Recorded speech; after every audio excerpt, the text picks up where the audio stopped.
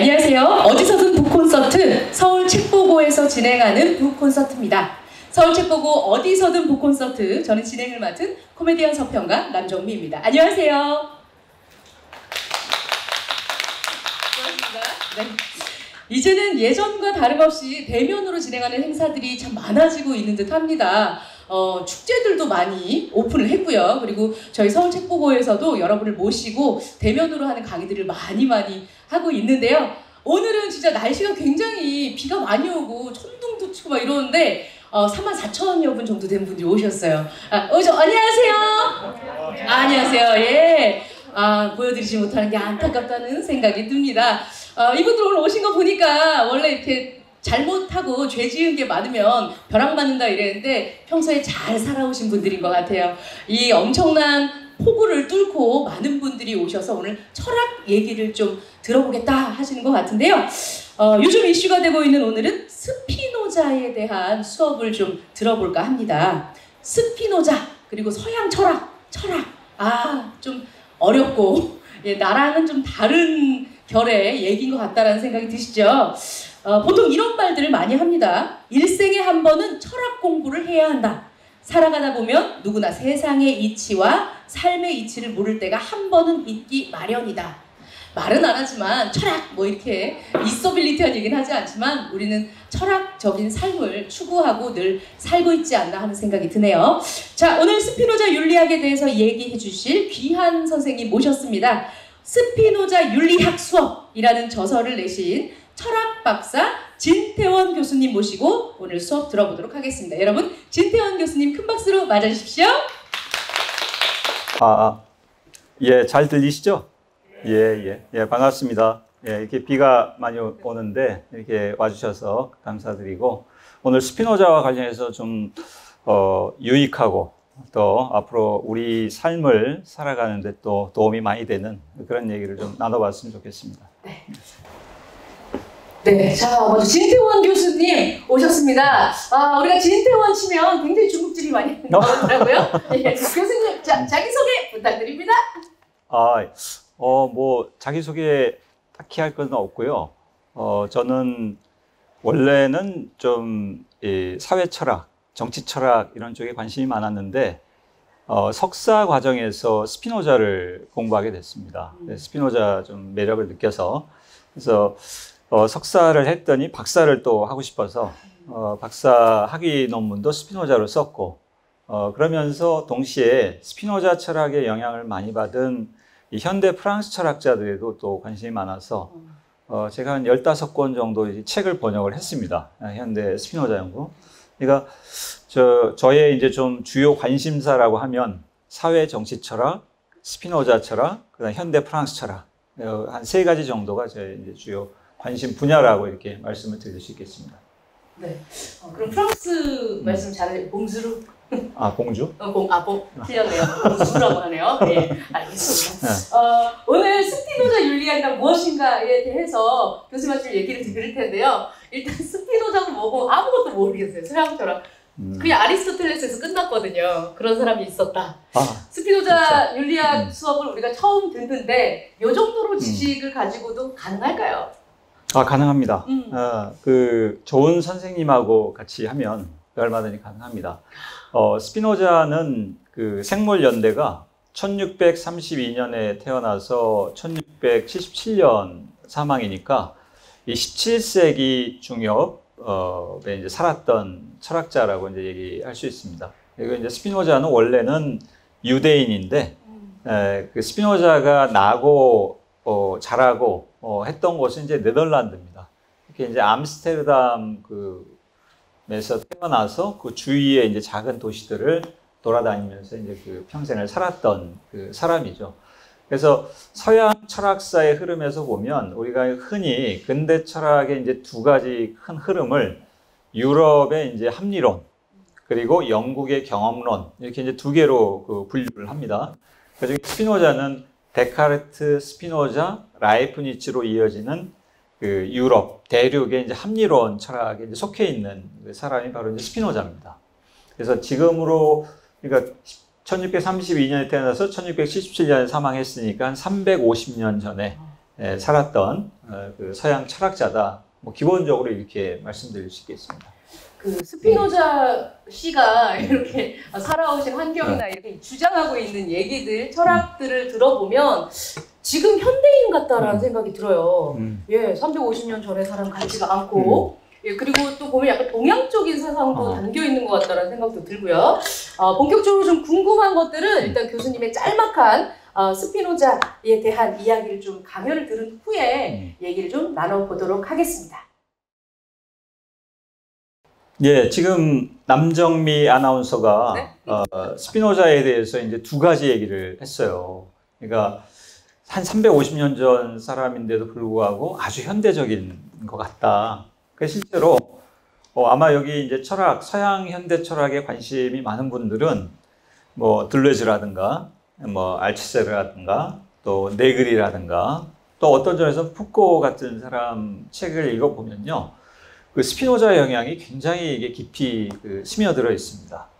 그리고 뭐 그런 사람들뿐만 아니라 우리는 뭐 잘 모르지만 현대 철학 또 현대 사회 이론, 문화 이론의 대가들이 스피노자 철학을 굉장히 높게 평가하고 자기 작업에 이제 스피노자를 반영하는 모습들을 굉장히 우리가 많이 볼 수 있습니다. 그러니까 이제 기본적으로 이게 왜 그러냐면 스피노자는 데카르트 철학에 굉장히 영향을 많이 받았어요. 많이 받았으면서 동시에 이 데카르트가 그 굉장히 위대한 철학자라고 생각했지만 또 동시에 데카르트 철학에는 어떤 커다란 한계와 모순이 존재한다고 생각을 했습니다. 그러니까 데카르트 철학에 영향을 받았지만 그것을 극복하기 위해서 자기 철학을 만든 게 바로 스피노자 철학이라고 우리가 얘기를 할 수 있고 그 스피노자 철학이 집약되어 있는 책이 윤리학, 또 라틴어로 하면 이제 에티카라는 책이라고 할 수 있습니다. 근데 아시다시피 서양 근대 철학을 대표하는 철학자는 누구예요? 소크라테스. 데카르트. 데카르트가 서양 근대 철학의 아버지라고 그러고 서양 근대 철학을 대표하는 사람입니다. 근데 스피노자는 어때요? 그 데카르트한테 영향을 많이 받았지만 동시에 그것의 한계를 느끼고 그것을 넘어서기 위해서 이제 노력을 했던 사람입니다. 그러니까 데카르트 철학이 20세기 한 중엽까지 서양 사상에 지속적으로 큰 영향을 미쳐왔습니다. 근데 스피노자는 벌써 350년 전에 데카르트의 한계를 깨닫고 그것을 넘어서기 위해 이제 노력을 한 거죠. 그러니까 그런 의미에서 보면 스피노자 철학은 350년 전의 철학이지만 탈현대적인 철학. 그러니까 현대성의 한계를 넘어서기 위한 철학이라고 그렇게 이제 얘기를 할 수 있습니다. 그리고 또 하나 아까 재밌는 말씀을 하셨는데 스피노자 철학을 보면 굉장히 동양적인 분위기가 느껴진다. 이렇게 말씀하셨는데요. 실제로 제가 예전에 석박사 과정 다닐 때 동양 철학을 전공하는 이 동료나 선후배들을 보면 꼭 스피노자 얘기를 합니다. 자기 학위 논문에서. 그러니까 노자나 장자하는 분들도 그렇고 주희, 주자 같은 것을 하는 분들도 그렇고 꼭 자기 논문에서 스피노자에 관해서 한 챕터를 쓴다든가 한마디씩은 꼭 하고 넘어갑니다. 그래서 스피노자를 우리가 그렇게도 부르죠. 서양의 노자. 서양의 노자. 동양에는 노자가 있고 서양에는 스피노자가 있다. 스피노자, 노자 이렇게. 그렇죠. 그렇죠. 그래서 이 스피노자 철학에 동양 철학 연구자들이 굉장히 큰 친화성을 느낍니다. 그 제일 중요한 이유는요. 스피노자 철학은 서양 철학인데도 불구하고 우리가 기독교의 핵심하면은 인격신 그리고 창조론 이런 거잖아요. 근데 스피노자 철학에는 그런 개념이 없습니다. 그러니까 스피노자는 신을 뭐라고 생각했냐면 신 즉 자연이라고 얘기했습니다. 그러니까 신은 곧 자연이다. 그러니까 스피노자가 이해하는 신은 뭔가 초월적이고 인격적이고 그래서 사람들이 세상에 대해서 심판을 내리고 뭐 이런 신이 아니라 자연과 동일한 신입니다. 그러니까 우리가 얘기하는 우주, 이 우주와 동일한 신이 스피노자의 신입니다.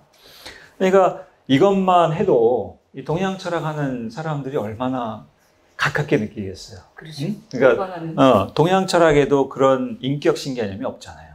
초월적이고 동양 철학이라고 하는 것은 넓은 의미에서 보면 자연을 중심으로 하는 철학인데 바로 이 자연을 중심으로 하는 철학이 서양에도 존재한다. 그게 바로 스피노자다.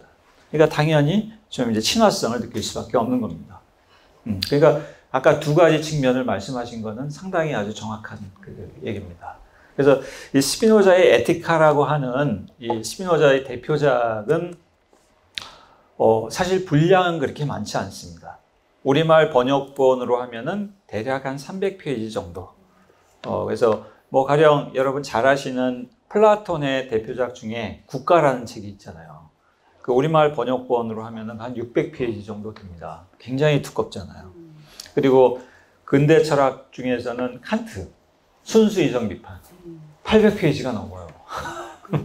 우리나라에 칸트 연구학분들 엄청 많잖아요. 많죠. 네. 그래서 제가 전 세계에서 보기 드물게 칸트 전공자가 한국에 되게 많다고. 굉장히 많습니다. 근데 스피노자 윤리학은 300페이지 정도밖에 안 됩니다. 근데 읽어보신 분들은 알겠지만요. 굉장히 어렵습니다. 굉장히 어려워요. 그래서 사실 이 윤리학을 잘 모르는 사람이 윤리학을 처음부터 끝까지 읽는다는 것은 이거는 진짜 불가능한 일에 가깝습니다. 그래서 혹시 누군가가 나는 윤리학을 전공하지 않았는데 첫 페이지부터 끝 페이지까지 다 봤다. 그분은 무슨 일을 해도 성공할 사람. 그만큼 어려워요. 그만큼 어렵고 이 책 한 장 한 장 넘기기가 그렇게 힘듭니다. 그러니까 스피노자가 도대체 무슨 얘기를 하고 있는지 이것을 이해하는 게 참 쉽지 않습니다. 그래서 이 한 300페이지 정도밖에 되지 않지만 이 스피노자는 윤리학이라는 이 책에 서양의 형이상학, 그 다음에 인식론, 그 다음에 정신이론, 그리고 인간학, 또 정서이론, 그리고 윤리학, 그 다음에 사랑이론, 자유이론, 이런 그러니까 서양 철학의 거의 모든 그 분야를 300페이지밖에 안 되는 책에 압축해서 넣었어요. 그럼 얼마나 어렵겠어요. 한 10권 정도 썼으면 그래도 오히려 좀 더 쉬웠을 수 있는데 그래서 300페이지밖에 안 되는 책에 이 서양 철학의 거의 모든 분야를 다 압축해서 넣었으니까 굉장히 어렵습니다, 사실. 그러니까 이 책은 스피노자의 에티카 윤리학이라는 책은 사실 이거는 누구의 도움을 받아야 하는 책이에요, 우리가. 스피노자를 좀 전공한 사람들, 또 자기보다 잘 아는 사람들, 그 사람들의 도움을 받아야 우리가 이 책을 좀 읽을 수 있습니다. 그런 의미에서 근데 그런 점에서 보면 우리나라에도 스피노자를 좋아하는 분들이 굉장히 많이 늘어났거든요. 제가 한 30여 년 전에, 그러니까 1993년에 이제 석사 과정에 들어가서 스피노자 연구를 해보려고 도서관에 갔어요. 무슨 책들이 있을까? 제가 너무 놀란 게 책이 하나도 없어요, 도서관에. 스피노자에 관한 책이. 그리고 학위 논문도 하나도 없어요. 그게 엄청 충격을 받았습니다. 아니, 스피노자 하면은 누구나 다 아는 사람인데 어떻게 스피노자에 관한 책도 없고 논문도 없고 이렇지?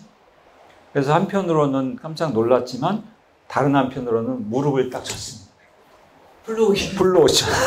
여기를 들어야겠다. 이게 블루오션이구나. 그래서 이제부터 내가 한 10년 정도 이 스피노자를 열심히 하면 스피노자의 좀 이제 전문가가 돼서 나름대로 입지를 굳힐 수 있겠구나. 네. 실제로 그 생각을 했습니다. 그러니까 지난 한 1993년부터 올해가 2022년이니까 한 30년의 시간이 지났는데 그동안에 이 스피노자 철학에 대한 국내의 연구 수준이라든가 대중적인 관심들이 너무나 이렇게 달라졌어요. 그래서 요즘은 스피노자에 관심을 갖고 여러분들이 모여서 스터디를 하거나 또 강의를 듣거나 이렇게 하는 분들이 굉장히 많습니다. 그런 걸 보면 좀 놀라게 돼요. 아니 이렇게 어려운 책이 이렇게 어려운 책을 왜 굳이 읽으려고 하지? 이런 생각을 한편으로 또 하게 됩니다. 근데 그런 걸 보면 스피노자의 에티카, 윤리학이라는 책이 굉장히 어렵지만 뭔가 사람들에게 굉장히 어떤 깊은 어떤 통찰을 주고 그러니까 거기에서 그걸 읽음으로써 뭔가 영감을 얻고 또 감동을 얻고 그러니까 그렇게 어려움에도 불구하고 여러 사람들이 모여서 같이 읽고 토론하고 그러는 게 아닌가 이런 생각이 좀 듭니다. 네.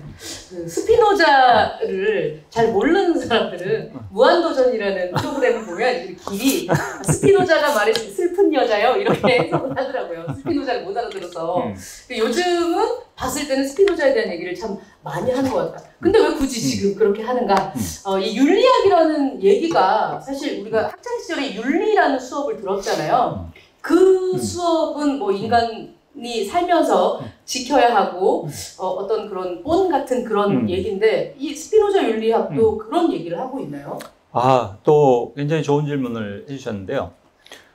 사실 스피노자의 윤리학이라는 이 책은요, 전체 5부로 이루어져 있습니다. 그래서 윤리학 1부에서는 형이상학을 다루고 있거든요. 그 다음에 2부에서는 인식론과 정신이론을 다루고 있습니다. 그래서 사실은 형이상학과 인식론, 정신이론이라는 이 분야는 그 소크라테스, 플라톤부터 해서 현대 철학에 이르기까지 서양 철학에서 제일 중심적인 그 분야입니다.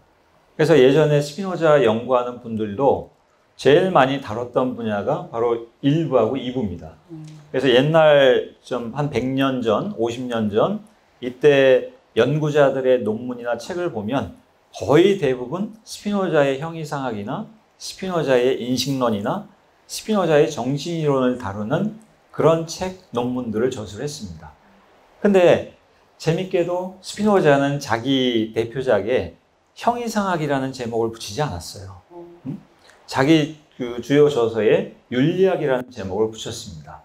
그러니까 사실은 스피노자는 형이상학에서 출발을 하지만 사실 스피노자가 진짜 하고 싶었던 얘기는 윤리학에 관한 얘기라고 우리가 이해를 할 수 있습니다. 그러면 스피노자가 말하는 윤리학은 뭐냐? 스피노자가 말하는 윤리학은 결국 한마디로 얘기하면은 어떻게 우리가 자유롭게 될 수 있는가? 우리가 어떻게 자유롭게 살아갈 수 있는가에 관한 얘기가 윤리학입니다. 그래서 스피노자 철학의 굉장히 중요한 특징은 뭐냐면요. 특히 우리는 이제 자유민주주의 국가에 살고 있기 때문에 사람은 처음부터 자유롭다고 생각합니다. 우리는 자유의 권리를 갖고 있고 자유롭게 생각하고 자유롭게 행동하고 또 자유롭게 직업을 선택하고 자유롭게 거주 이전을 하고 그러니까 자유는 우리에게 주어져 있다라고 생각을 합니다. 그리고 또 우리 어떤 생각을 하냐면요. 우리는 처음부터 그 다른 사람하고 구별되는 한 사람의 독특한 개인으로 존재한다 이렇게 생각을 합니다. 근데 스피노자가 말하고자 하는 바를 한마디로 얘기하자면 우리는 태어날 때는 굉장히 부자유스럽다. 그리고 우리는 태어날 때는 사실은 하나의 독특한 개인이라고 할 수 있을 만한 그런 개성, 독특성 이걸 갖고 있지 않다.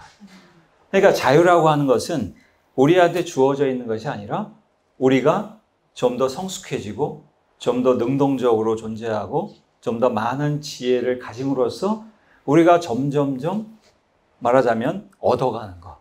우리가 점점점 확장해가고 더 우리가 깊이 있게 우리가 자유를 얻게 되고 이러는 것이 자유다. 이런 생각을 갖고 있습니다.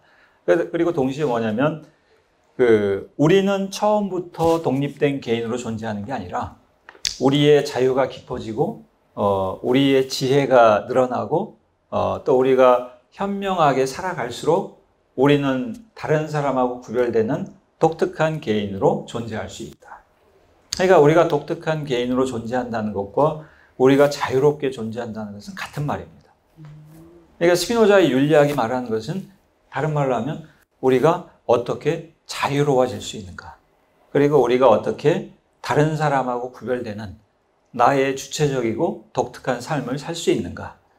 이것을 탐구하는 것이 스피노자 철학의 핵심이라고 이렇게 얘기할 수 있습니다.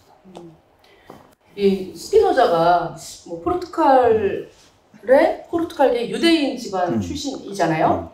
1632년 네덜란드 암스테르담에서 출생을 했는데 보니까 신도 아니고 신이 자연이다 이렇게 얘기했으면 그 당시에 주변 분들이 고깝게 봤을 것 같아요. 이거 뭐라는 거야 지금 신은 신이고 절대적인데 라고 얘기를 하셨을 것 같은데 스피노자가 태어났을 때 그 당시의 주변 상황이 어땠나요? 그렇죠. 스피노자는 그러니까 원래 스피노자의 선조들은 그 오늘날의 이제 포르투갈하고 이제 스페인에 살던 이제 유대인들이었습니다. 한 1200년 정도까지만 하더라도 그 이베리아 반도, 포르투갈하고 스페인이 있던 이곳은 원래는 이슬람 세력이 장악하고 있던 곳입니다. 이슬람 세력이 장악하면서 이슬람 세력, 유대인 세력, 그 다음에 기독교 세력이 문화적으로 공존하면서 어떤 그 굉장히 문명의 꽃을 피웠던 곳입니다.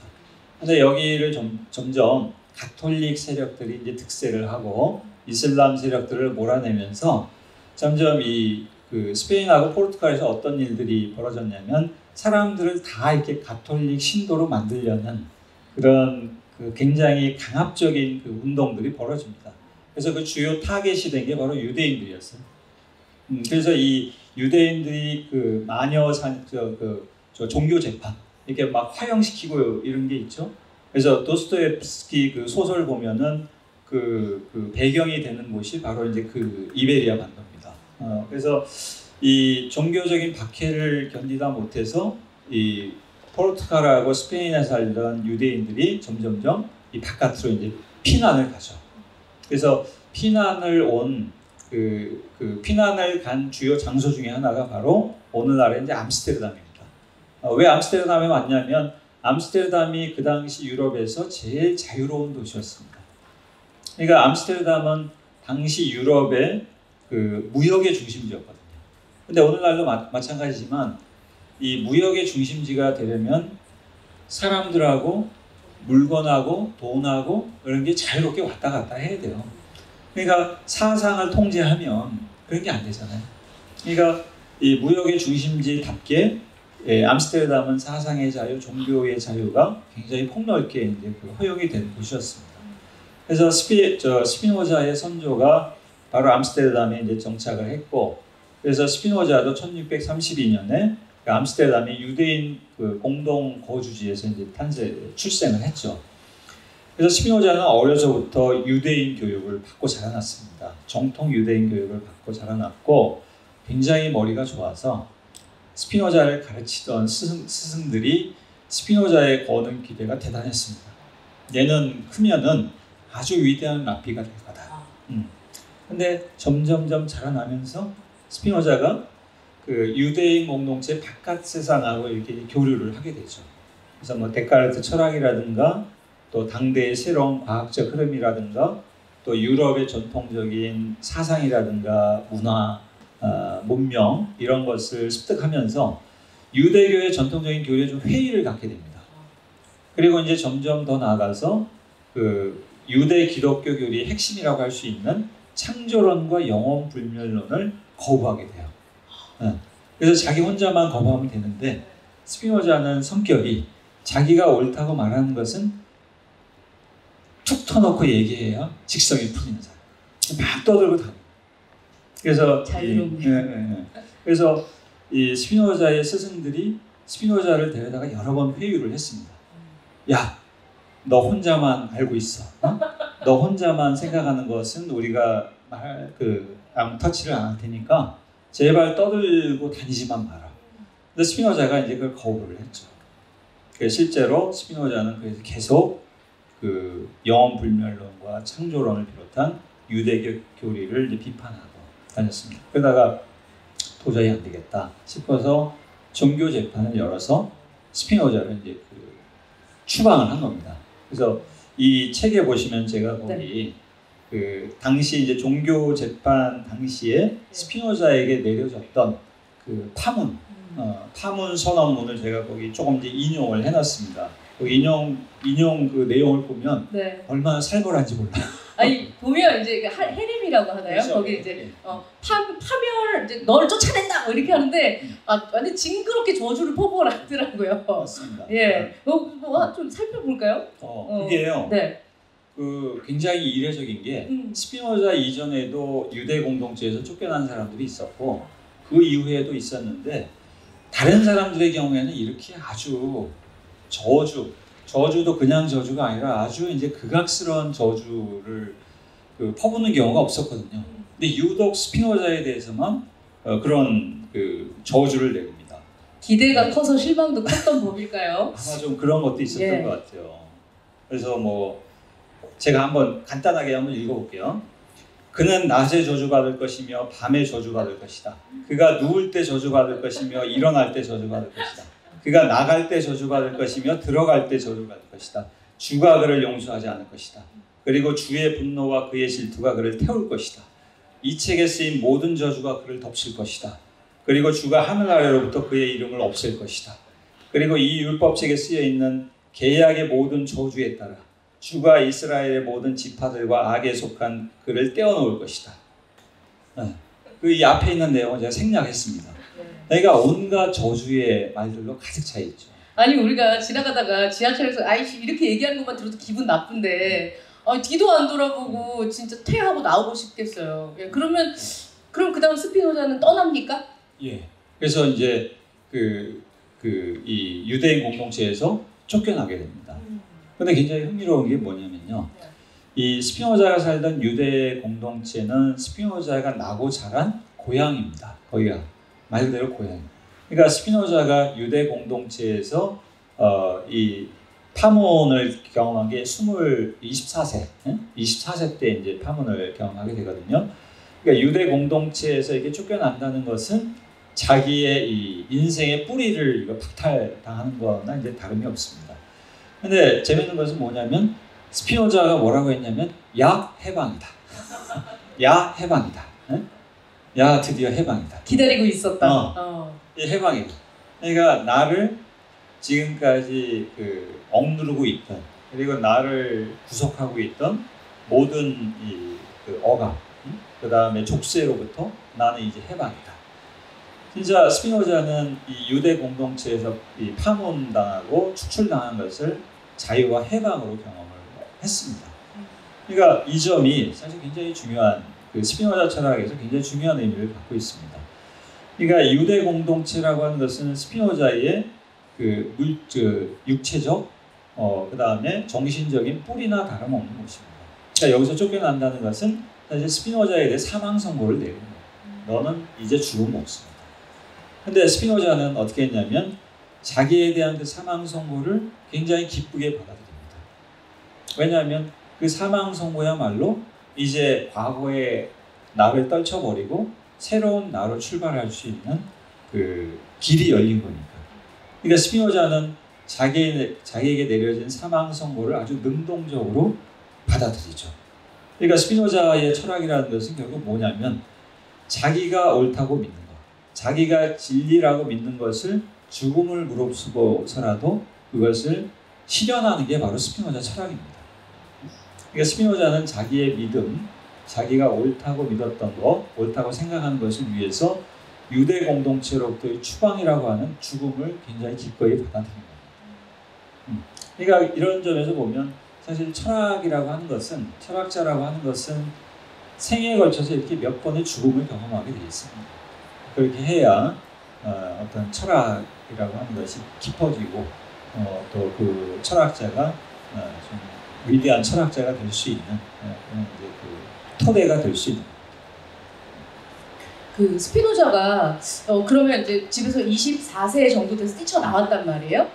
그리고 뭐 고향이나 이런 데로 돌아갈 수도 없을 것 같고 그래서 평생 조금 힘들게 살지 않았을까 하는 생각이 드는데 맞습니까? 어떻게 살았나요? 그러니까 그 자기의 이제 터전, 경제적 터전이고 삶의 터전이 됐던 곳에서 이제 쫓겨났으니까 암만 해도 풍족하게 살기는 어려웠겠죠. 네. 그래서 스피노자가 평생 직업으로 삼았던 일 중에 하나가 그 렌즈를 깎는 일이었습니다. 렌즈. 예, 렌즈를 깎는 일이었는데 그때 이제 렌즈는 어떤 거냐면 스피노자가 살던 시대는 우리가 흔히 과학혁명의 시대라고 부르는 그런 시대입니다. 그래서 이 자연과학, 특히 이제 물리학에 대한 수학적 이해가 이제 생겨나게 되고, 그래서 이제 갈릴레이 같은 사람들이 이제 지동설을 주장을 하게 되고, 또 다른 한편으로 보면 망원경이라든가 현미경 같은 새로운 과학적 도구가 이제 생겨나기 시작했던 그 시대입니다. 그러다 보니까 이 망원경과 현미경 같은 이 과학적인 도구에 사용될 그 정밀한 그 렌즈에 대한 수요가 상당히 많았습니다. 근데 이 스피노자가 이 렌즈를 깎는 그 능력이 상당히 뛰어났다고. 그래서 이 렌즈에 대한 유럽 각국에서 스피노자한테 렌즈를 좀 깎아달라고 하는 그 요청들이 상당히 많았다고 합니다. 그리고 스피노자 자신도 이 광학, 빛에 관한 새로운 과학적인 관심이 있었고, 그러니까 한편으로는 자기의 공부를 위해서, 다른 한편으로는 생계를 꾸리기 위해서 이 렌즈 깎는 일을 그 지속적으로 이제 했죠. 근데 그게 결국 스피노자의 어떤 이른 그 죽음을 낳게 된 원인 중에 하나가 됩니다.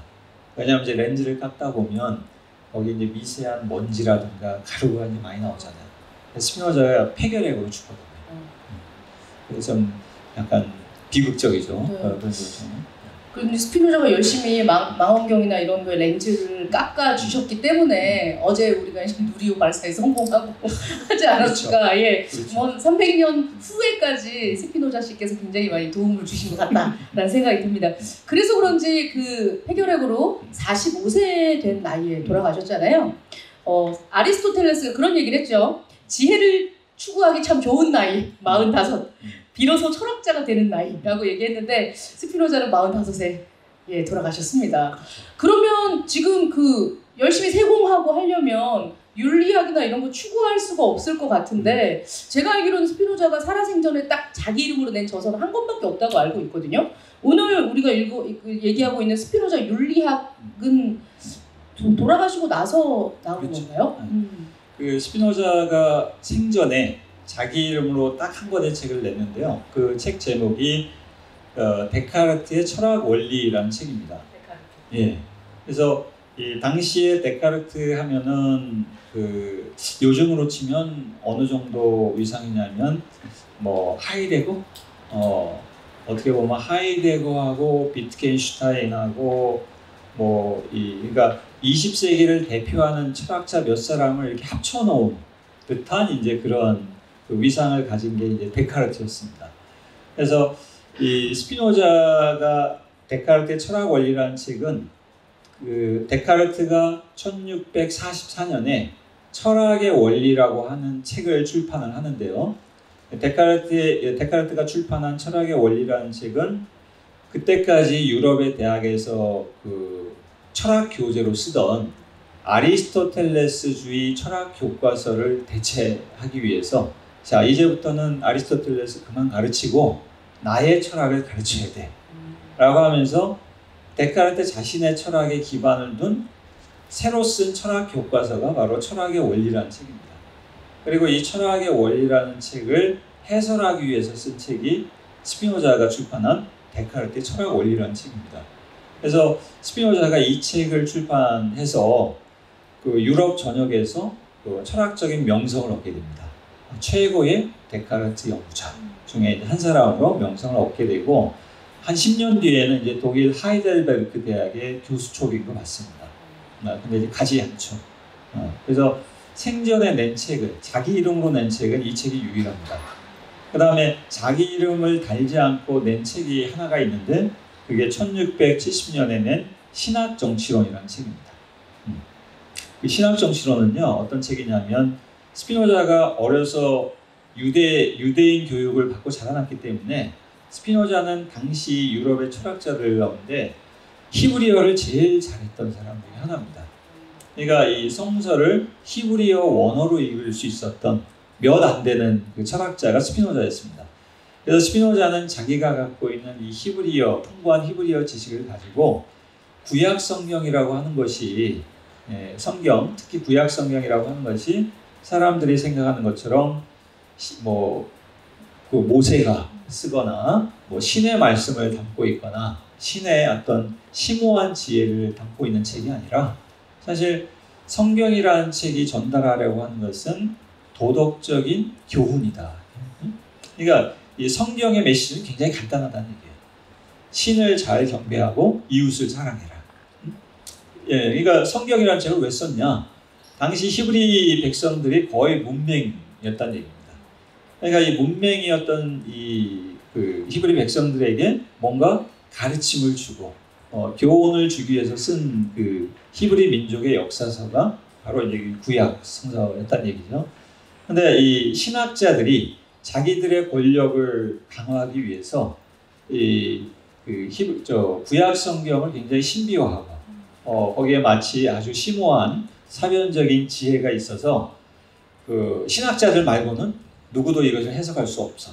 그러니까 이 해석하기 위해서는 나의 권위, 나의 이 지혜를 빌려야 돼. 그러니까 스피노자가 볼 때 이 구약성서라는 이 책을 신비화하고 사변화하고 하는 것은 결국 신학자들의 권력과 관계가 있다 이렇게 생각을 한 겁니다. 그래서 그것을 해체하기 위해서 쓴 책이 신학 정치론이라는 책입니다.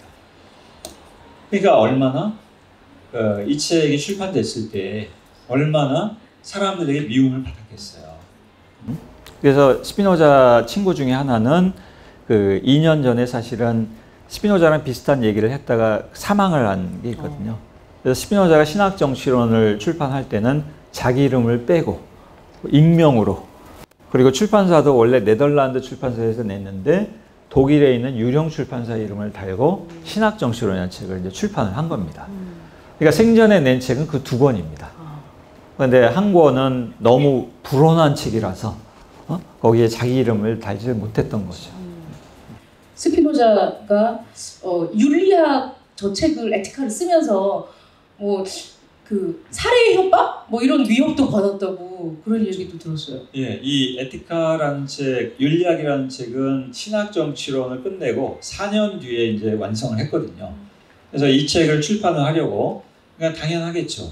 스피노자가 10년 넘는 기간 동안 자기의 이제 온 정성을 기울여서 자기의 철학의 어떤 모든 것을 담고 있는 책이 이제 에티카라는 책이니까 이걸 출판하려고 이제 인쇄소의 원고까지 넘겼는데 그때 마침 신학 정치론이 이제 금서 판정을 받습니다.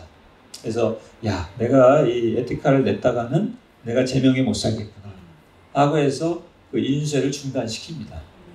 그래서 우리가 알고 있는 윤리학이라는 책은 스피노자 사망하고 나서 유고로 이제 출판이 된 책입니다. 사후에 이렇게 나온 책이군요. 자, 그럼 도대체 어떤 게 적혀 있길래 윤리학을 안 돼, 절대로 내보낼 수 없어, 너 가만두지 않을 테야, 부셔버리겠어 했는지. 윤리학이 1장부터 5장까지 있다고 했는데 뭐 형이상학이라는 얘기가 나와요. 그러면 1장부터 조금씩 살펴볼까요?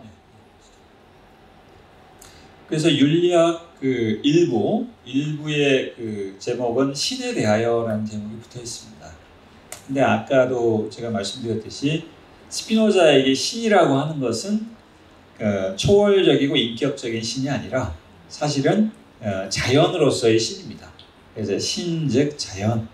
그래서 윤리학 일부의 전체 내용은 이 신이라고 하는 것이 사실은 자연 또 실체와 다르지 않다.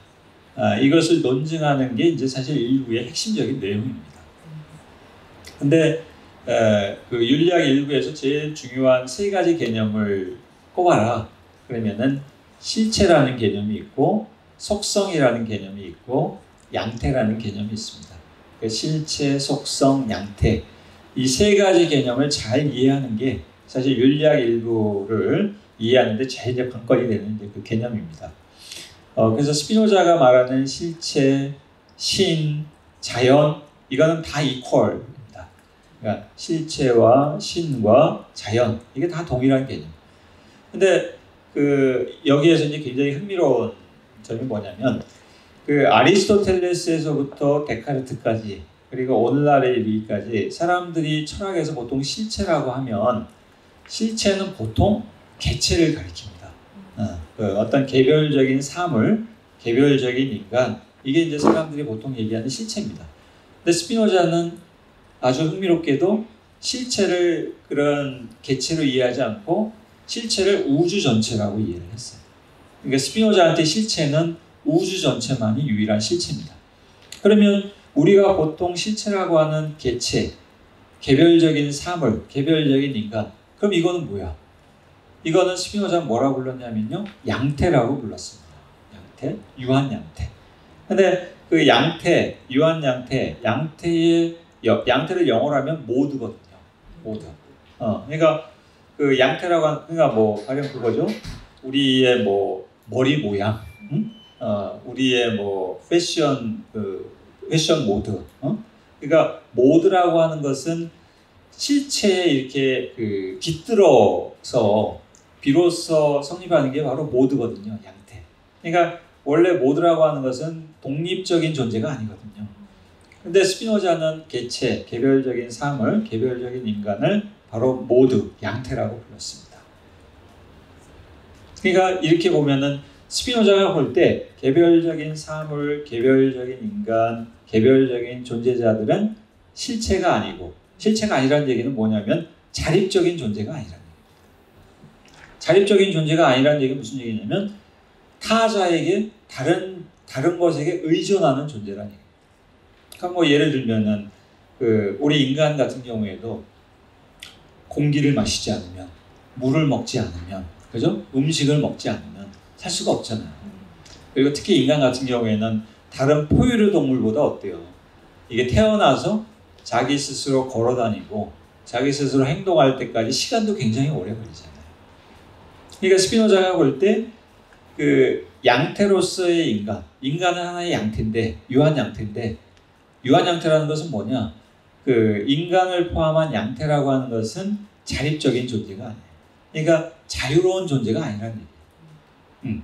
그러니까 양태 그 자체는 자유로운 존재가 아니고, 이 양태로서의 인간, 양태로서의 존재가 어떻게 자유를 얻을 수 있냐, 이게 이제 중요한 겁니다. 우리는 우리 처음에 주어진 대로 존재할 때는 자유롭지 않고 타자에게 많이 의존하는 존재입니다.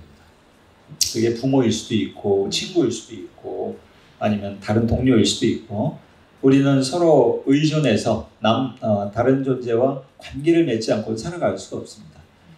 그러다가 점점점 우리가 더 역량이 증대되고, 우리의 지혜가 커지고 하면 할수록 우리는 조금 더 자유로워지고 또 자립적이 되고 자유를 이제 얻게 되는 거죠. 양태에서 계속 경험을 하면서 확실해지게 되는 거군요. 1장은 그렇게 되고요.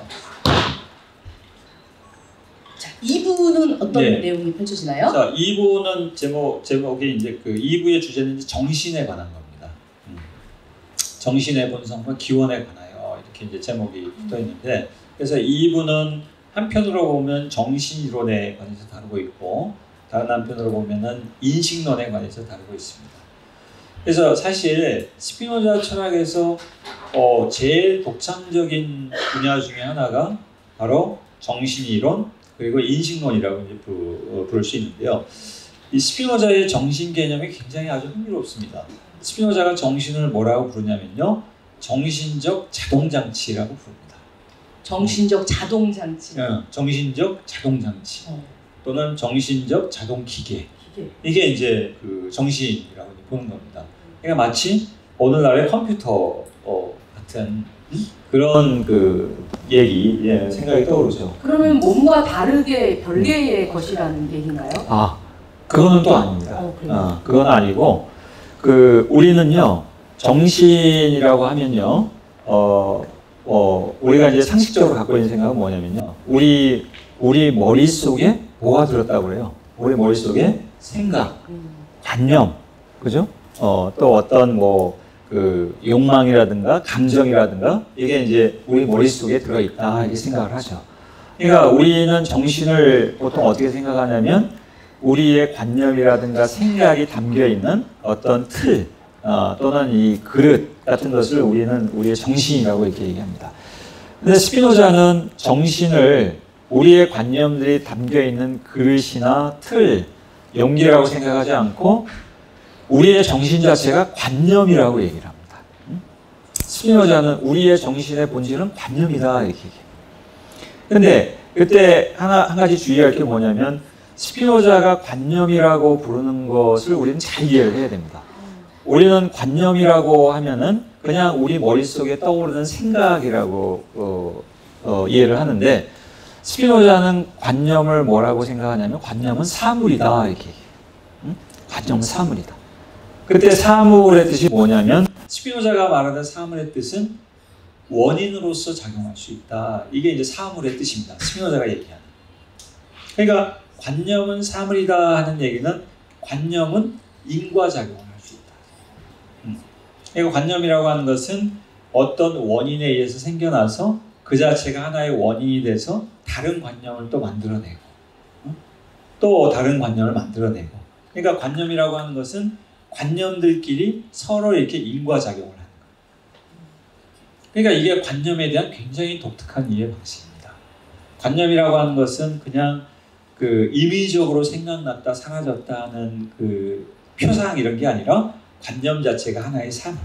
그러니까 관념 자체가 인과작용을 수행하는 하나의 이제 사물이다. 이렇게 얘기를 합니다. 그러면 정신도 하나의 관념이다. 무슨 얘기냐면 스피노자가 이해하는 정신은 관념인데 그때 이 관념은 어떤 거냐면 아주 많은 부분들로 이루어진 관념입니다. 그러니까 정신이라는 관념은 그냥 단순 관념이 아니라 복합 관념이에요. 그러니까 우리 머릿속에 얼마나 많은 생각이 있어요. 그러니까 우리의 정신이라고 하는 것은 무수히 많은 관념들로 이루어진 관념들의 복합체가 바로 이제 우리의 그 정신입니다. 그리고 우리가 갖고 있는 관념들은 어때요? 다 내가 만들어낸 게 아니잖아요. 그렇죠. 뭐 책을 통해서 우리가 배운 것도 있고, 우리가 뭐 TV나 유튜브를 통해서 보는 것도 있고, 얻는 것도 있고, 그리고 또 우리가 가진 관념들이 우리의 친구에게 영향을 줄 수도 있고, 또 우리의 자식에게도 영향을 줄 수 있고, 그러니까 우리가 갖고 있는 관념이 이미 다른 관념에 의해서 영향을 받아서 생긴 것이고, 근데 또 우리를 통해서 또 다른 영향을 만들어내고, 그러니까 우리의 정신이라고 하는 것은 관념들의 복합체인데, 우리 정신을 이루고 있는 이 다양한 관념들은 다른 사람에게 와서 또 다른 사람에게로 이렇게 옮겨가는 이 관념들의 네트워크를 이루고 있는 것이 우리의 정신, 우리의 관념이라고 이렇게 얘기를 할 수 있죠. 그러니까 사실 굉장히 그 정신에 대한 독특한 생각을 했던 겁니다. 350년 전에 이런 생각을 했다고. 지금 생각하면 야 내가 봤던 거 다른 사람들한테 뭐 얘기하고 이런 건 당연한 거 아니냐고 했는데 그때 말씀을 그렇죠. 하셨었군요. 이런 것을 가리켜서 스피노자가 정신적 자동장치라고 이제 부르는 겁니다. 그렇군요. 예. 그리고 이제 스피노자 철학의 또 이제 아주 독특한 측면은 스피노자는 인간의 인식을 이제 세 가지 종류로 구별합니다. 그래서 1종의 인식, 2종의 인식, 3종의 인식으로 이렇게 분류를 합니다. 그래서 1종의 인식을 뭐라고 얘기하냐면 상상이라고 얘기합니다. 그리고 2종의 인식을 이성이라고 얘기하고 3종의 인식을 직관적 지시에 얘기합니다. 그래서 스피노자가 볼 때 그 1종의 인식이라고 하는 것은 뭐냐면요. 우리가 갖고 있는 대부분의 생각을 스피노자는 그게 다 1종의 인식에 속하는 것이다 라고 얘기합니다. 그리고 그거를 상상이라고 부르죠. 근데 스피노자가 상상이라고 부르는 것은 우리가 보통 상상이라고 쓰는 것보다 범위가 좀 넓습니다. 왜냐하면요, 우리는 실제 여기 존재하는 이 사물을 이렇게 인식하는 것을 뭐라고 부르냐면 지각이라고 부릅니다. 지각한다. 내가 이것을 지각한다라고 부르죠. 반면에 상상이라고 하면요, 현재 존재하지 않은 어떤 것을 이렇게 꾸며내는 거, 떠올리는 것을 상상이라고 합니다. 뭐 예를 들면은 해리포터의 호그와트 마법학교. 그거 실제로 존재하는 게 아니잖아요. 네. 그걸 떠올리는 거, 그걸 꾸며내는 게 이제 상상이라고 우리 보통 생각하는데, 스피노자는 우리가 여기 실제 존재하는 이 물통을 인식하는 거, 지각하는 거나 또 호그와트 마법학교를 이렇게 상상하는 거나 다 포함해서 다 상상이라고 이제 부릅니다. 그러니까 사실은 스피노자가 일종의 인식 상상이라고 부르는 것은 거의 우리가 갖고 있는 대부분의 지식, 대부분의 생각을 이제 포괄하는 겁니다. 근데 스피노자는 이 일종의 인식에 대해서 뭐라고 얘기하냐면요. 일종의 인식은 부적합한 인식이다. 이렇게 얘기합니다.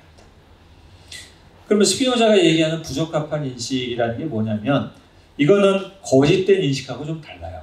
부적합한 인식이라고 하는 것은. 예를 들어서 뭐 중고등학교, 특히 이제 고등학교에서 이제 시험을 많이 보잖아요. 수학 시험을 봤어요. 수학 시험을 봤는데 가령 이제 문제 좀 어려운 문제가 있었어요. 그러면 이제 시험 끝나고 어떻게 해요? 학생들이 그 반에서 수학 제일 잘하는 학생이 달려가죠. 네. 야, 3번 뭐야? 3번 뭐야? 그러면은 그 잘하는 학생이 마이너스 1. 그러면 어떤 학생들 야, 맞았다. 어떤 애들 에이, 틀렸네. 그러면은 그 맞은 마이너스 1이라고 그 답을 쓴, 하지만 왜 마이너스 1인지는 모르는 학생들, 그게 바로 스피노자가 얘기하는 일종의 인식입니다. 그러니까 일종의 인식이라고 하는 것은 맞을 수도 있고 틀릴 수도 있는 그 관념이에요. 지식입니다. 근데 그 참된 관념을 갖고 있긴 한데 왜 자기가 갖고 있는 참된 관념이 참된 건지 모르는 채로 참된 관념을 갖고 있는 경우, 그게 일종의 인식입니다. 그러니까 찍어서 맞추거나 누구한테 들어서 그거 맞추거나, 그러면은 그건 이제 일종의 인식이에요. 그러면 이종의 인식, 이종의 인식은 이성이라고 했잖아요. 그 스피노자가 말하는 이종의 인식은 적합한 인식입니다. 그러면 이 적합하다는 얘기는 무슨 얘기냐면, 자기가 왜 그 참된 관념을 갖고 있는지 그 이유를 아는 거예요. 그러니까 예를 들면은 수학의 또 예를 들면은 그 뭐 피타고라스의 정리, 그 공식을 알고 있잖아요. 공식을 그 이해하고 있습니다. 그러면은 그 공식을 알고 있으면 문제의 변형이 나와도 답을 맞출 수 있잖아요. 그게 바로 이종의 인식입니다. 그 어떤 공식을 알고 있고 그 이유를 알고 있고, 그 다음에 3종의 인식을 스피노자가 뭐라고 하냐면 직관적 지식이라고 부릅니다. 이 3종의 인식도 적합한 인식이거든요. 그러면 이 3종의 인식의 원래 뜻이, 직관적 지식의 원래 뜻이 뭐냐면요, 수학을 진짜 잘하는 사람은요, 어떤 사람이냐면 아주 복잡한 문제가 나와도 한눈에 딱 보고 벌써 답이 나와요. 딱 보고. 그러니까 막 공식 적용해가지고 막 계산 이렇게 10분씩 계산해가지고 답이 나오는 게 아니라 보자마자 딱 답이 나옵니다. 그게 이제 이 스피노자가 얘기하는 직관적 지식의 원래 뜻입니다. 물론 이제 스피노자 자신에게서 직관적 지식의 의미가 조금 이제 달라지긴 하는데, 그러니까 2종과 3종의 인식은 적합한 인식입니다. 그러니까 적합한 인식의 핵심은 뭐냐면, 왜 자기가 그 참인지 그 원리를 아는 거예요. 그 이유를 아는 겁니다. 반면에 일종의 인식은 맞을 수도 있지만, 참일 수도 있지만 그 이유를 모를 때, 그게 이제 일종의 인식이죠. 이게 이제 스피노자 인식론의 굉장히 이제 흥미롭고 독창적인 측면입니다. 지금 이제 2장까지 얘기 들었는데 참 요런 얘기를 저 스피노자 윤리학에 써놨으니 우리가 알 수가 없죠, 이게 진짜. 좀 수학적인 책 펴보면은 뭐 삼각형 안에 있는 내각의 크기가 다 똑같다 뭐 이런 식으로 설명을 해서 설명을 하잖아요. 그러니까 여기 지금 빨간 펜 선생님이 안 계시면, 신태현 선생님이 안 계시면 이해를 할 수가 없겠다라는 생각이 듭니다. 혹시 1장, 2장 여기까지 얘기를 들으시고 궁금한 게 있으셨던 분이 계신가요? 자, 예, 말씀하세요. 안녕하세요. 예. 사회적 합의에 의해서 정해진 용어들 있잖아요. 사회적 합의에 의해서 정해진 용어들이죠. 시라든지 도서관 이러한 것들은 일종에 해당하는 건가요?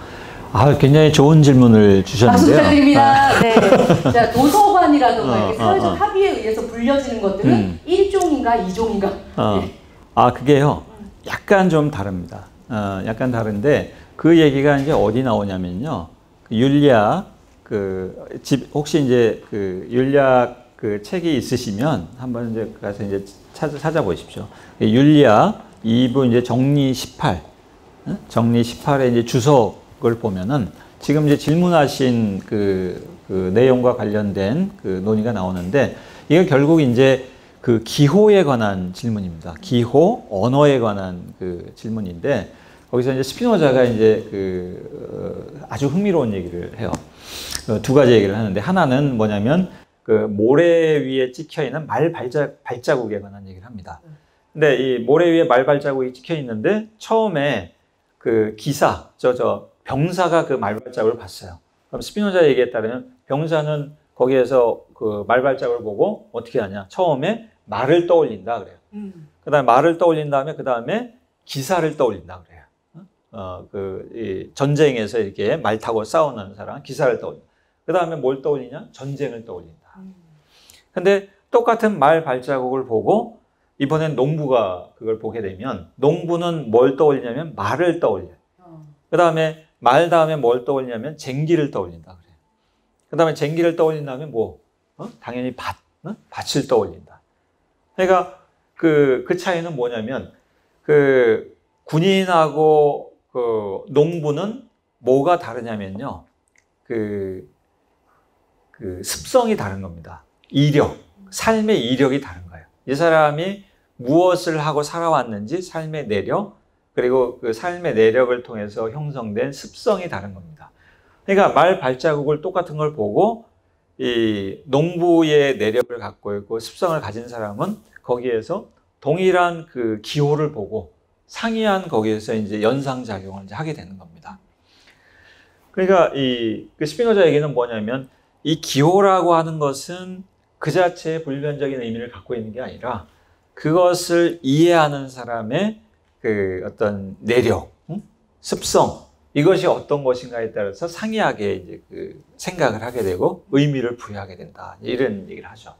그 다음에 또 하나 이제 그 재밌는 예를 드는 게 라틴어로 뽀몸이라고 하면요. 뽀몸이라고 하면 그게 무슨 뜻이냐면 사과라는 뜻입니다. 사과. 근데 스피노자가 바로 윤리학 2부 정리 18의 주석에서 바로 그 뽀몸에 관한 얘기합니다. 스피노자가 무슨 얘기를 하냐면요. 야, 참 이상한 일이 있다. 참 신기한 일이 있어. 어떤 로마 사람이 그 시장을 가다가 뽀몸이라는 소리를 들었어요. 귀로 뽀몸이라는 소리를 들었는데 이상하게 그 로마 사람 머리에 과일 모양이 떠오르더래요. 뽀몸이라는 소리를 들었는데 이상하게 머리에 빨갛고 둥근 과일에 관한 관념이 머리에 떠오르더라. 스피노자가 뭐라? 이야, 참 이상한 일이다. 왜 이상한 일이냐? 뽀몸이라는 이 소리는요, 이게 물질적인 소리거든요.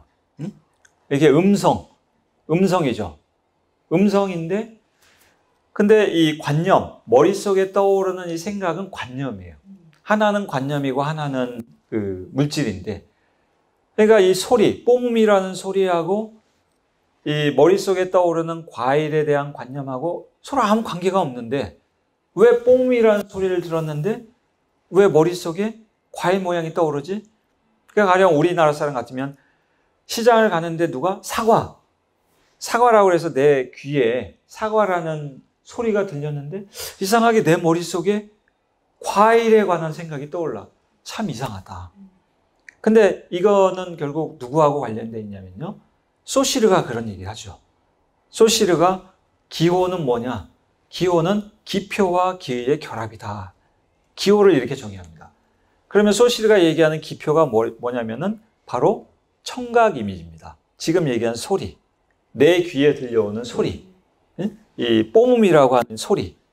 이 뽀몸이라고 하는 소리하고 그 다음에 기가 뭐냐면 바로 사과라는 관념. 그러니까 뽀몸이라는 소리하고 사과의 관념이 결합된 게 바로 기호다. 그러니까 소시르는 기호라고 하는 것은 내가 뽀몸이라는 소리를 듣자마자 머리에 당연히 사과라는 관념이 떠오르는 게 이게 바로 언어 기호의 그 본질이다.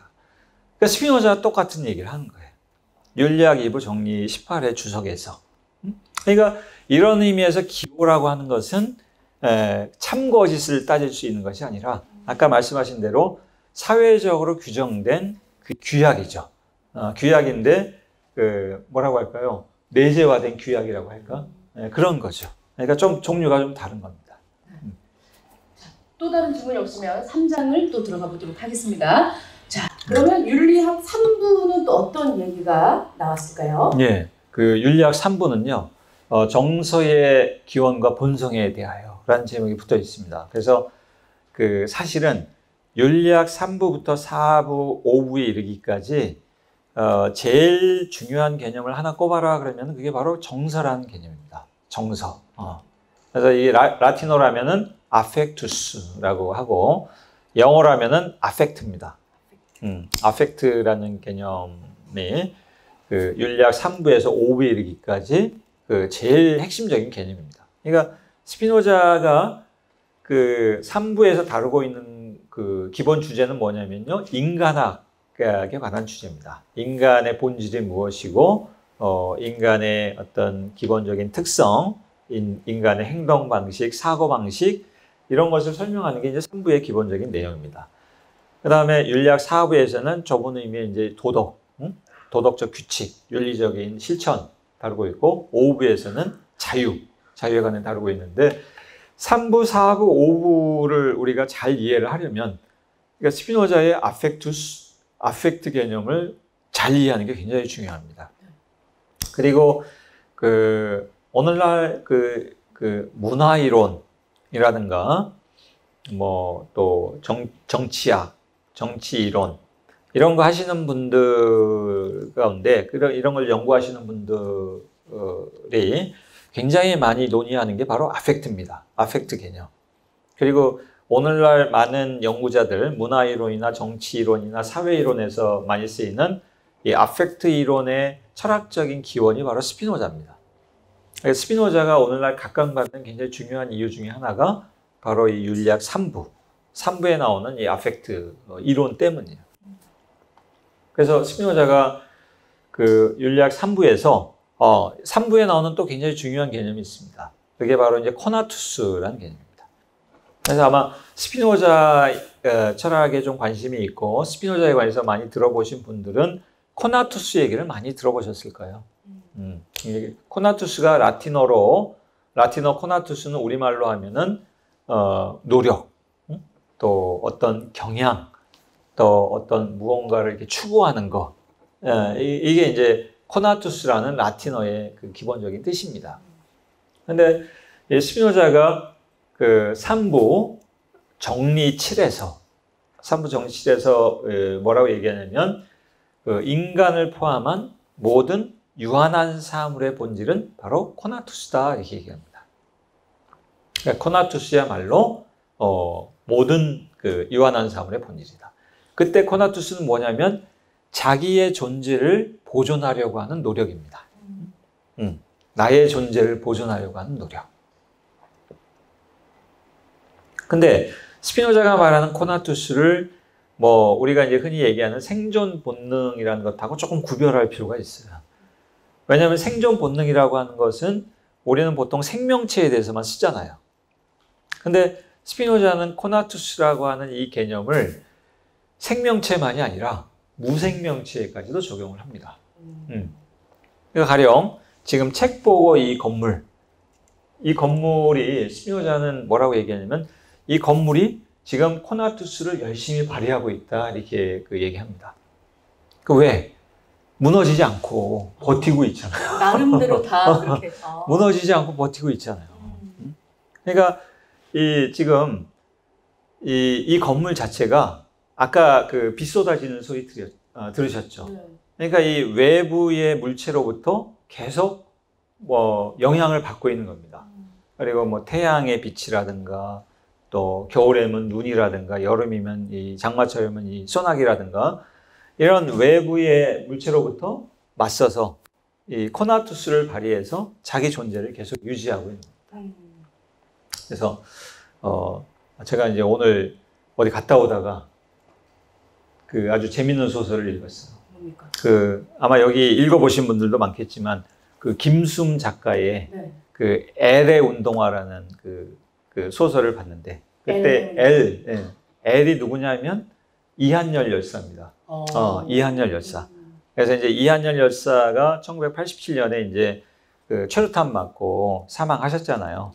근데 그때 그 이한열 열사가 남긴 운동화 그 한 짝이 남아 있어요. 근데 1987년부터 올해 그 소설 쓴 때가 2016년이니까 30년 지나면서 어떻게 해요? 운동화가 굉장히 훼손이 많이 되고 거의 사가가지고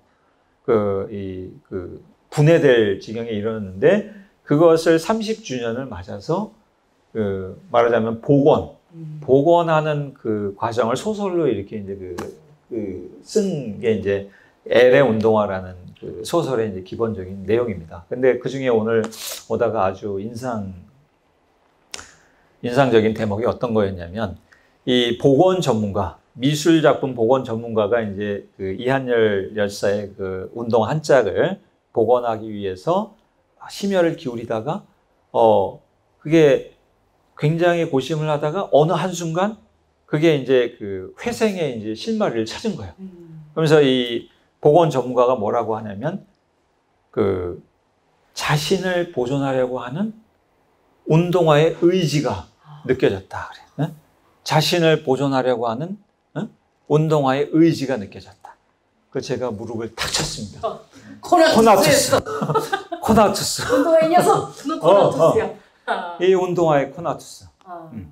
그러면 지금 우리가 여기 앉아서 우리가 먹고 사니즘을 잘 하고 있는데 우리 여기 오신 분들 근데 여기에 왔지만 우리는 또 우리 자신을 또 잘 살려고 지금 그렇죠. 오신 분들 여기에 있는 이 생명체들도 코나투스인가요? 그렇죠. 아 그렇군요. 예. 지금 굉장히 열심히 네네. 이 비가 쏟아지는데 네네. 얼마나 집에 가고 싶으셨겠어요. 맞아요. 여기까지 오셨다는 게 네. 대단한 코나투스를 하신 겁니다. 그렇구나. 네. 서울책보고 코나투스 안에서 그렇죠. 우리가 또 코나투스를 그렇죠. 하고 있군요. 예. 그러면 아까 아펙트는 또 좀 간단하게 또 설명을 좀 그렇죠. 해주시면 될 것 같은데요. 아펙트까지. 근데 제가 아까 코나투스를 뭐라고 얘기하냐면요. 유한한 존재자, 유한한 사물의 본질이라고 그랬죠. 그러니까 이 유한한 존재자, 유한한 사물은 그 한순간도 그 외부 다른 사물과의 이 그 상호작용 없이는 존재할 수가 없습니다. 그러니까 우리 인간이 그 살아간다. 우리 인간이 살아간다는 말을 한마디로 얘기하면은 다른 존재자하고 끊임없이 영향을 주고받는다. 이렇게 얘기할 수 있습니다. 그걸 스피노자가 뭐라고 부르냐면요. 변용이라는 말로 그걸 표현한다. 변용. 그 다른 사물에 의해서 변용되고 또 역으로 내가 다른 사물을 변용하고. 그러니까 우리가 살아간다고 하는 것은 끊임없는 변용되고 변용하기. 변용되고 변용하기. 이거 연속이 바로 우리의 인생입니다. 우리의 인생일 뿐만 아니라 유한한 존재자들의 그 어떤 생애, 그 아까 L의 운동화를 비롯해서 그 생명체든 무생명체든 간에 끊임없이 다른 존재와의 변용하고 변용되고 이 과정 속에 우리가 존재하는 겁니다. 근데 우리를 변용하는 것들 가운데는요, 우리한테 도움이 되고 우리를 기쁘게 하고 또 우리의 역량을 증대시켜 주는 것도 있지만 많은 것들은 또 우리에게 해롭고 우리를 약화시키고 또 때로는 우리의 존재를 파괴할 수 있는 그런 변형도 있습니다. 그러니까 우리가 코나투스를 잘 발휘하기 위해서 굉장히 중요한 것은 뭐냐면요. 이 수많은 변형들 가운데 어떻게 하면은 나의 이 역량, 나의 역량을 증대시켜주고 내가 나의 존재를 잘 보존할 수 있게 나의 역량을 증대시켜 줄 수 있는 어떤 변형에 의해서 내가 변형될 것인가. 이게 굉장히 중요합니다. 그러니까 내가 만약 해로운 변형에 의해서 변형이 되면 나의 역량은 점점 약화되고 때로는 역량이 완전히 소멸이 돼서 파괴될 수도 있습니다. 뭐 예를 들면 술을 너무 많이 먹는다. 그러면 이게 파괴가 되겠죠. 반대로 스피노자 공부를 한다. 코나투스. 그 역량이 증대되는 거예요. 예. 그런 것처럼 굉장히 그 코나투스에서 굉장히 중요한 것은 어떤 변형에 의해서 변형될 것인가가 굉장히 중요한 겁니다. 그리고 이 변형을 통해서 좋은 변형을 통해서 내가 갖고 있는 이 코나투스의 역량, 자기 보존의 역량이 증대가 될 수 있어요. 반대로 해로운 변형을 경험하게 되면 내가 갖고 있는 자기 보존의 역량이 이렇게 감소되고 축소될 수가 있습니다. 스피노자가 아펙트, 정서라고 얘기한 게 바로 이겁니다. 그러니까 그 존재 역량이 증대하거나 감소하는 이 작용을 표현하는 게 바로 스피노자가 얘기하는 정서, 아펙트입니다. 그래서 스피노자는 인간의 정서라고 하는 것은 크게 보면 세 가지로 분류될 수 있다. 그 제일 기본적인 아펙트, 정서를 뭐라고 하니 욕망이라고 얘기합니다. 욕망. 그래서 아까 그 유한한 사물의 본질은 코나투스라고 얘기했잖아요. 근데 인간의 본질을 스피노자가 뭐라고 얘기했냐면 인간의 본질은 욕망이다 얘기합니다. 그러니까 다른 유한한 사물의 코나투스에 해당하는 게 인간의 경우에는 욕망입니다. 욕망. 그때 욕망은 뭐냐면 자기 보존의 욕망입니다. 자신의 존재를 보존하려는 욕망. 그리고 두 번째 기본적인 정서가 뭐냐면 기쁨의 정서라고 얘기합니다. 그 다음에 세 번째 정서가 슬픔의 정서. 그러니까 욕망이라고 하는 정서가 중심에 있고 욕망이라고 하는 정서 위쪽에 기쁨의 정서가 있고 아래쪽에 슬픔의 정서가 있습니다. 그럼 이때 기쁨의 정서가 표현하는 게 뭐냐면요. 우리 역량이 증대될 때 우리가 기쁨을 느낍니다. 스피노자에 따르면 우리가 좋은 변형, 우리에게 이로운 좋은 변형을 경험해서 우리의 역량이 증대될 때 우리가 기쁨을 느낍니다. 반대로 우리에게 해로운 변형을 경험하게 돼서 우리의 그 존재 역량이 감소하게 돼요. 우리의 코나투스 역량이 감소하게 돼. 그러면 우리가 슬픔을 느낀다. 그래서 스피노자는 인간이 갖고 있는 수많은 정서들은 기본적으로 이 세 가지의 1차 정서 중에 하나에 다 속하게 되어 있다. 이렇게. 예를 들어서 사랑이라고 하는 정서는 기쁨의 정서의 일종입니다. 그러니까 왜 사랑이 기쁨의 정서의 일종이냐면 이 기쁨의 정서를 언제 경험한다고 그랬어요? 우리가 어떤 변형, 어떤 대상에 의해서 변형이 됐습니다. 근데 대상에 의해서 변형이 돼서 우리의 자기 보존 역량이 증대해요. 그럼 우리가 기쁨을 느끼는 거죠.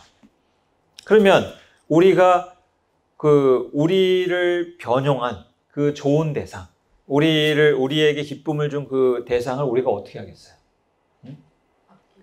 사랑합니다. 그러니까 사랑이라고 하는 것은 그거예요. 스피노자에 따르면 사랑이라고 하는 것은 어떤 외부 대상이 있는데 이 외부 대상이 나의 역량을 증대시켜 주더라. 나에게 기쁨을 주더라. 그럼 나에게 기쁨을 주는 그 대상을 내가 사랑하는 겁니다. 그러니까 역으로 내가 어떤 대상에 의해서 변형을 경험을 했는데 이 대상이 나의 존재 역량을 감소시켜요. 그러니까 나에게 슬픔을 주는 겁니다. 그러면 내가 어떻게 해요? 이 대상을 싫어하죠. 싫어하고 미워하는 겁니다. 그러니까 미움이라고 하는 정서는 바로 슬픔의 정서의 일종으로 들어가는 겁니다. 그 다음에 또 예를 들어서 희망이라고 하는 정서가 있을 수 있죠. 희망이라고 하는 정서는 뭐예요? 기쁨의 정서.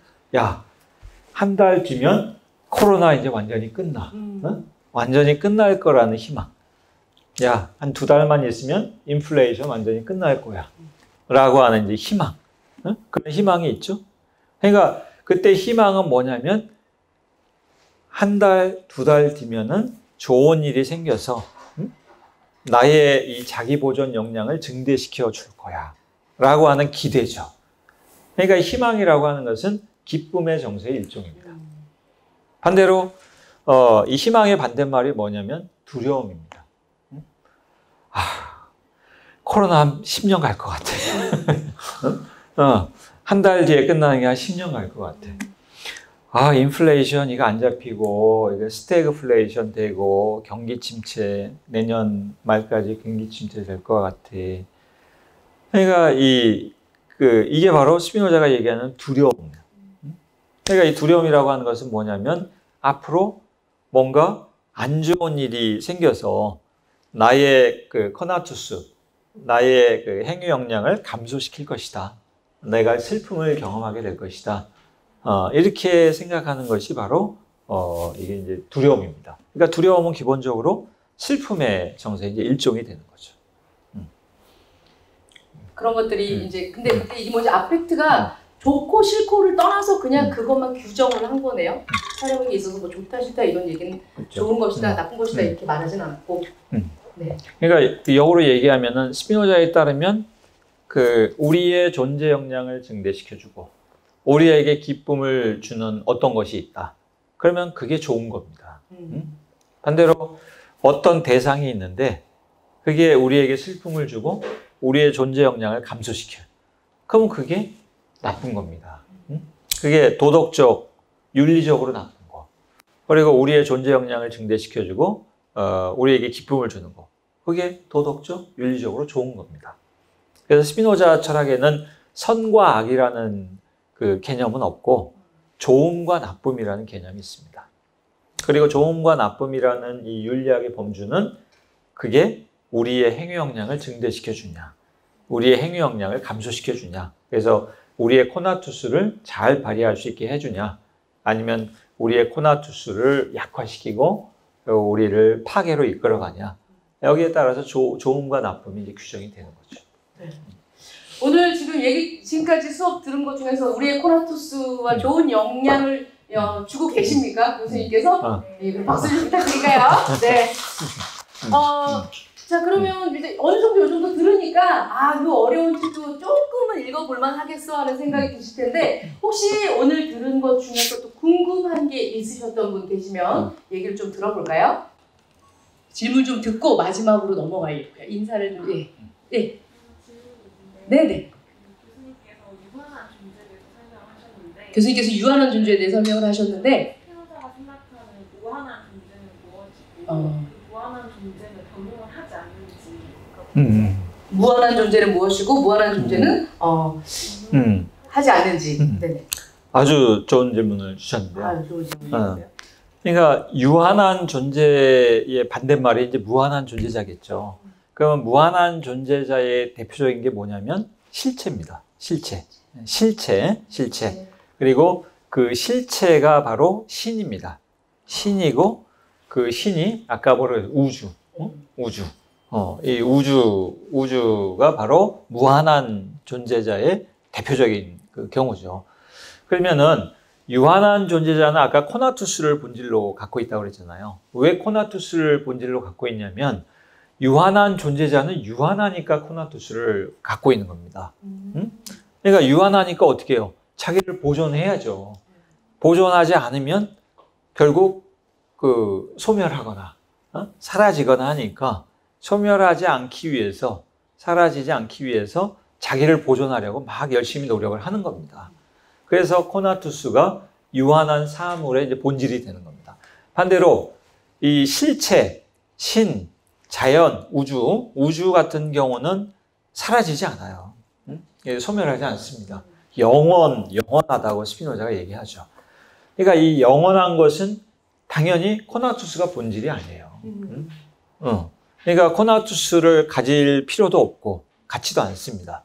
코나투스는 오직 유한한 존재자만이 그 코나투스를 이제 갖고 있는 겁니다. 그러면 이 또 하나 질문하신 게 뭐냐면 그 무한한 존재자는 변용하지 않느냐 이렇게 얘기했는데 변용합니다. 변용하는데요. 그 유한한 존재자와 무한한 존재자의 변용의 차이가 있습니다. 뭐냐면 유한한 존재자, 인간과 같은 유한한 존재자는 변용을 어떻게 하냐면요. 그 변용되는 겁니다. 이 외부의 어떤 사물로부터 내가 변용이 되는 겁니다.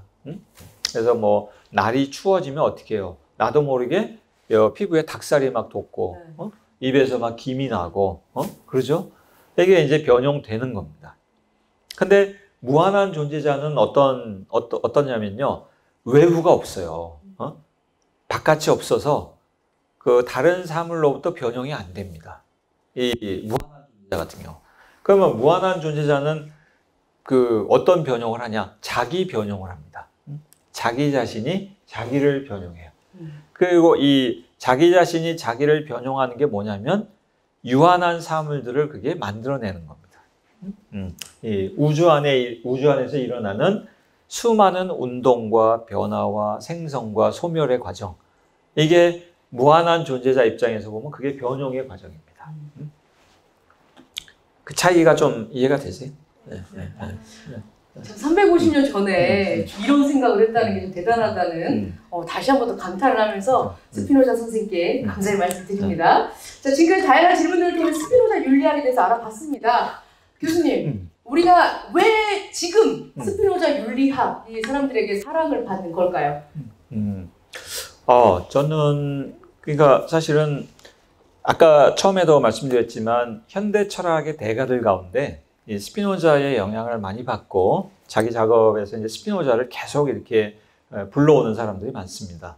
그러니까 이제 그 스피노자가 오늘날 현대 철학 또 현대 사회 문화 이론에서 많은 영향을 끼치는 것은 그 영향이 크겠죠. 근데 이제 저 개인적으로 보면 스피노자 철학이 왜 그 지속적으로 사람들의 관심을 끌고 사람들을 매혹시키고 그러냐. 첫 번째 스피노자 철학은 그 서양 철학에서 아주 보기 드문 이게 지행합일의 철학입니다. 스피노자는 그러니까 아까 제가 처음에도 얘기했지만 스피노자는 자기가 옳다고 믿는 것과 그 자기가 실제로 그 살아가는 것 사이에 괴리가 별로 없었던 사람이에요. 그러니까 자기가 옳다고 믿는 대로 살았던 사람이 스피노자입니다. 그러니까 스피노자가 그 초기 저작인 지성교정론이라는 그 작은 책에 보면 보통 사람들의 욕망을 자극하는 세 가지 대상을 얘기합니다. 그게 뭐냐면요, 부, 그다음에 명예. 그러니까 대통령이 될 거야, 뭐 국회의원이 될 거야. 그다음에 성욕. 이 세 가지야말로 보통 사람들의 욕망을 자극하는 대표적인 대상이다.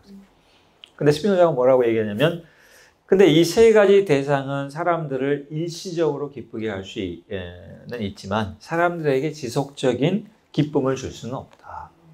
그러면서 그 젊은 시절에 스피노자가 뭐라고 얘기하냐면, 자기가 이런 것들을 경험해 봤는데 다 헛되고 헛되도다. 그러면서 나에게 지속적이고 끊임없이 나에게 기쁨을 주는 불변하지 않는 어떤 대상을 내가 찾아봐야 되겠다. 그게 바로 스피노자가 찾은 것이 바로 철학이죠. 그 철학, 진리 탐구인 철학을 통해서 불변하는 어떤 지속적인 기쁨의 원천을 이제 발견을 한 겁니다. 그래서 스피노자는 자기가 발견한 그 진리를 자기 삶에서 실제로 실천하기 위해서 굉장히 노력을 많이 했던 사람입니다. 그러니까 스피노자는 뭔가 과도한 명예를 추구하지도 않고 부를 추구하지도 않고 그 자기가 옳다고 믿는 것을 지속적으로 이제 추구를 했던, 그게 아마 이제 스피노자 철학에서 우리가 매력을 느끼는 아주 이제 중요한 그 이유 중에 하나가 아닐까 그렇게 생각이 듭니다. 스피노자 관련된 얘기를 오늘 좀 해봤는데요. 스피노자가 사실 보면 이제 그림도 이렇게 드로잉도 했다고, 요거 태원 선생님께서 여기 옮기신 책이 있죠. 벤투의 스케치북이라고 하는 책이 있어요. 이 책 보면 스피노자가 평소에, 이건 이제 그 존 버거라고 하는 그냥 그 평론가, 미술 평론가가 스피노자가 이렇게 그렸을 거야 라고 얘기를 해서 짧은 사색과 같이 이렇게 글을 쓴 내용들이 나오는데, 스피노자가 직접 그린 건 아니고요. 찾아보면 돌아가시고 나서 친구들이랑 막 이렇게 얘기를 해봤더니 드로잉북을 들고 다니면서 그림도 되게 잘 그렸대 라고 하는데 그 스케치북은 찾을 수가 없었다고 해요.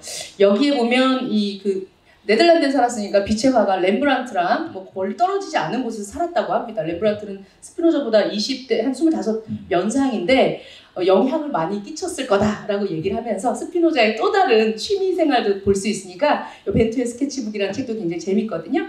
이 책도 한번 보시면 스피노자가 말로만 그렇게 한 사람이 아니구나 하는 걸 알 수 있을 것 같아요. 자, 교수님 오늘 얘기를 좀 나누면서 우리가 윤리학 혹은 이런 철학에 대해서 생각을 하고 우리가 사는 것은 어떤 인생인지 우리 지금 다 공부하고 있는 게 나에게 좀 도움이 될 것 같으니까 왔잖아요. 네, 철학적인 생각을 하면서 사는 거는 어떤 도움이 되는지 마지막으로 말씀 좀 부탁드립니다. 네, 사실은요. 근데 철학을 공부하고 철학을 실천하고 한다는 게 사실 쉽지는 않습니다. 왜 그러냐면 우리가 이제 자본주의 세계에 살잖아요. 근데 이 자본주의 세계는 뭔가 진리를 추구하는 세계는 아닙니다. 자본주의는 기본적으로 이제 이익을 추구하는 그 세계고, 그러니까 돈이 되고 이익이 되는 것이면 무엇이든 하려고 하고 그게 되지 않으면은 하지 않으려고 하고. 근데 결국 철학이라고 하는 것은 그런 뭐 이익이 되고 돈이 되고 하는 거라기보다 진리를 추구하고 또 진리를 추구하기 위해서 그 비판을 추구하고 이게 이제 결국 이제 철학의 이제 그 본질인데, 그러다 보니까 이 철학을 공부하고 철학을 실천한다고 하는 게 사회의 기본적인 흐름하고 좀 이렇게 충돌하기가 쉽죠. 그러니까 이 사회의 원리하고 이제 불화하기가 좀 쉽습니다. 그래서 이 철학을 공부하겠다, 철학을 실천하겠다라고 하는 사람들은 기본적으로 그 세계와의 불화, 이거를 너무 두려워하면 안 됩니다.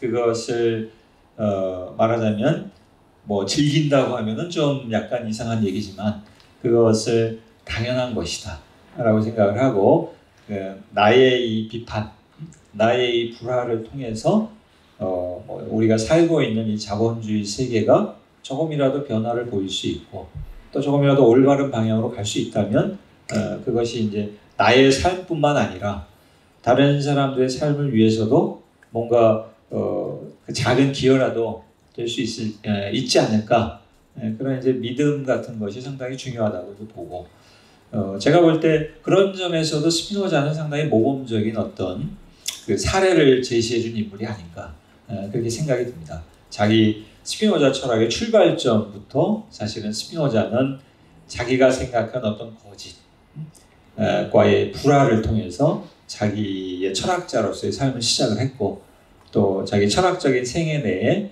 내내 뭔가 이 거짓과 그 가상, 또 어떤 지배 이런 것에 맞서서 계속 이제 진리의 이름으로 이제 스피노자가 싸워서 이제 살아갔기 때문에 그 점이 아마 이제 스피노자가 주는 굉장히 이제 중요한 교훈이 아닐까라고 생각을 하죠. 그다음에 특별히 이제 한 가지만 더 얘기를 한다면, 제가 이제 박사 논문을 제목이 뭐냐면 스피노자 철학에 대한 관계론적 이해입니다.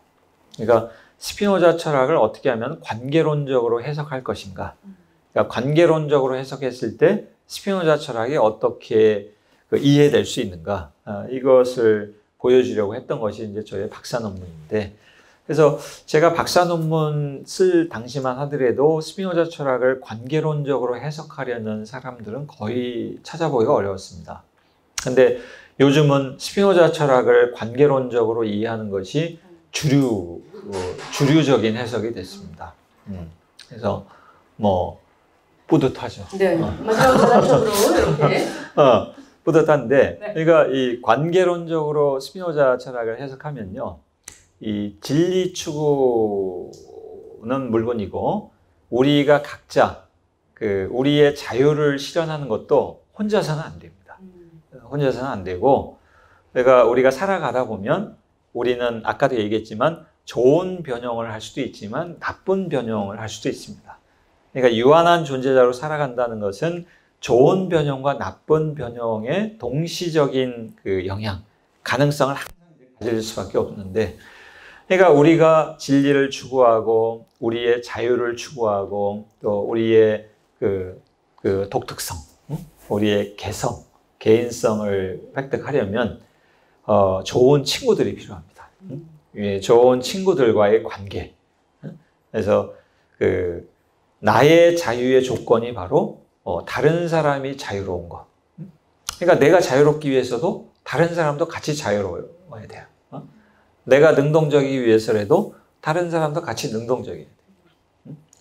그러니까 이게 이제 스피노자 철학을 우리가 관계론적으로 이해하는 것에 굉장히 중요한 교훈 중에 하나가 아닐까, 그렇게 생각이 듭니다. 네.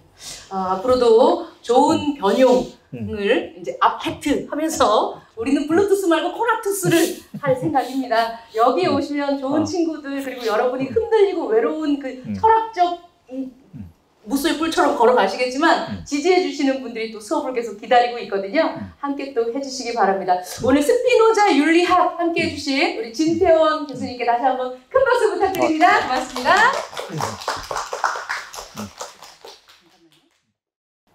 네, 어디서든 본 콘서트. 자, 오늘 준비한 시간은 여기서 마무리 짓도록 하겠습니다. 함께 해주신 모든 분들께 다시 한번 감사드리고요.